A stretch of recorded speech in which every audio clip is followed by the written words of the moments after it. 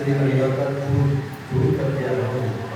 तो मैं भी सोच रहा था कि कुछ जो बातें हैं उसको आप लोगों के साथ शेयर करूँ। मेरा पर्सनल टूर था, कभी 12 दिन श्रीलंका में पूरा नहीं किया और बहुत अच्छा लगा। वहाँ पे अनुराधापुरम जहाँ पे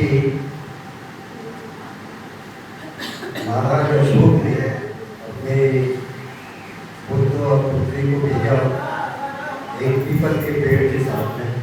वो पीपल का पेड़ आज भी वहाँ पे है और जो ग्रंथ भेजे थे वो भी वहाँ पे है। और वो पीपल का पेड़ इतना पुराना हो गया है कि उसको पीतल के खम्भों से सपोर्ट किया गया है। वहाँ पे बहुत भीड़ आती है, बहुत बीच में है। अनुराधापुरम जो जगह है वो इतनी सुंदर जगह है, श्रीलंका की प्लेन जगह है और सबसे ज़्यादा खेती वहाँ पे होती है। ऐसी जगह पे उस पेड़ को लगाया गया। आज वो पेड़ चारों ओर से उसकी दीवार बना दी गई है। लोग श्रद्धा फूल लेके आते हैं और वहाँ पे भिक्षु संघ है, उनके साथ में लोग अपनी मनोकामनाएं करते हैं। दूसरा, अनुराधापुरम से आगे एक कैंडी है। कैंडी जो पहले उसकी राजधानी हुआ करती थी और वहाँ का कैंडी राजा अपने कलिंग राजा का दोस्त था, मतलब दोनों में दोस्ती। महाराज अशोक से पहले की उनकी दोस्ती थी, इसलिए श्रीलंका अशोक से पहले ही काफ़ी बड़ा बुद्धिस्ट जगह थी। तो कैंडी के राजा को ये सारा वहाँ पे लिखा हुआ भी है और बना हुआ भी है। कैंडी के राजा को भगवान बुद्ध का दांत दिया गया था, जो आज भी वहाँ पे मौजूद है। लेकिन समय बदलते बदलते, जैसा कि भारत में भी भिक्षुओं के ऊपर कितने अत्याचार हुए, इसी तरह से वहाँ पे भी एक रिवॉल्यूशन हुआ 15वीं सदी में, जिसमें उस राजा ने भिक्षुओं के साथ बड़ा ही अन्याय किया। उनको जो इंडिया में हुआ उसी तरह से किया गया और अंत में वो इतना पागल भी हो गया कि उसने जो दांत था उसको बुलाया और बोला कि इसको रख के तोड़ दो। तो जब वो दांत के ऊपर हथौड़ा आया तो दांत जो है वहाँ से उठ के आसमान में बहुत तेजी के साथ लाइट बनने लगी। बहुत तेज प्रकाश आया, जिससे राजा डर गया और उसने अपने सेनापति को बुलाया और बोला इसकी सुरक्षा में रखो इसको। तो आज वो दांत बड़ी सुरक्षा के अंदर है और उसके चारों ओर हाथी दांत, ओरिजिनल हाथी दांत लगे हुए हैं। शाम को 6 बजे रोजाना उस रूम को खोला जाता है और उसके दर्शन किए जाते हैं। तो ये प्रथाएं बड़ी वहाँ पे प्रचलित हैं और वहाँ पे ओरिजिनल रखी भी हुई है। इससे पहले मैंने थाईलैंड में भी विजिट किया था, वो भी बुद्धिस्ट कंट्री है।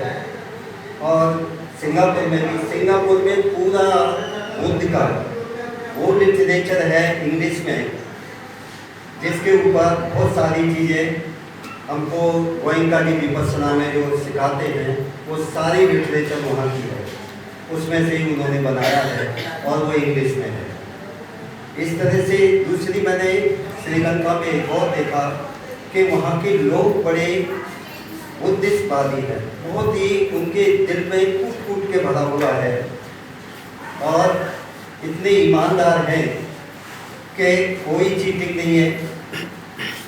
ये भी हमने गाड़ी की थी 60,000 में, तो उसका खाना पीना उन्होंने उसी में तय कर लिया था। तो जब हम खाना खाते थे उसको बुलाते थे कि आप भी खा लो, वो ड्राइवर खाना नहीं खाता था कि मेरा उसमें हो चुका है।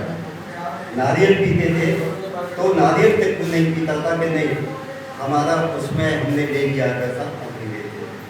दूसरा ये देखा कि जितने भी बुद्ध हैं, बुद्ध की स्टैचू मूर्तियां हैं, पहाड़ों के ऊपर तो ओपन है, अगर प्लेन में है तो सारी कवर्ड है, जिसपे न कोई पक्षी आगे सेट कर सकता है और न पक्षी उस पर धूल कर जम सकता है।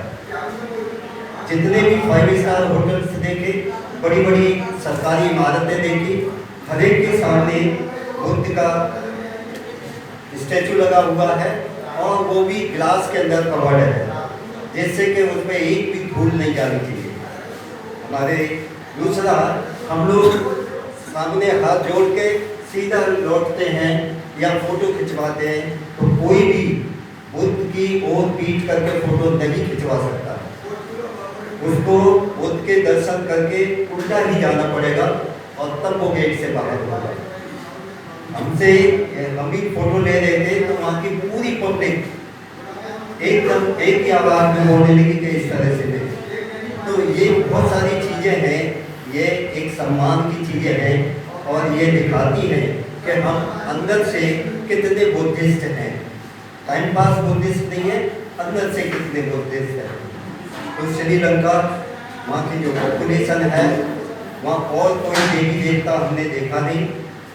वहाँ का गाड़ी ट्रेन जो चलती है उसका राइड बहुत ज़रूरी है, ऐसा बताते हैं, क्योंकि वो पहाड़ों और गुफाओं में होके चलती है। उसका भी हमने किया, 7 घंटे लिए और वो पूरी लंका को हमने विजिट किया। वहाँ पे कुछ पहाड़ ऐसे हैं जहाँ पे फॉग जैसा दिखाई देता है, वो पहाड़ दिखाई नहीं देते। तो मैंने देखा है यहाँ इंडिया में कुछ चैनल में वो दिखाते हैं कि वहाँ पे रावण की मम्मी है, ऐसा कुछ भी वहाँ पे नहीं है। ये सब बनावटी बातें हैं। वहाँ की जनता को नहीं पता, अगर इतना महान राजा होगा तो वहाँ की जनता को तो पता रहेगा, वहाँ की कोई तो हिस्ट्री होगी कि वहाँ रावण था, ऐसा कुछ भी नहीं है। तो इस तरह से हमको भ्रम में रखा जाता है। ये देश बड़ा अच्छा है, सुंदर है, पहाड़ और नेचुरल है। उनकी मेन इनकम जो है मसाले हैं और नारियल है, केला है। केला उनका दूसरी टाइप का छोटा वाला केला है, जो काफ़ी पौष्टिक है और चारों ओर से समुद्र से घिरा हुआ है, इसलिए वहाँ पे मछली, सी फूड बहुत ज़रूरी है और सब लोग खाते भी हैं।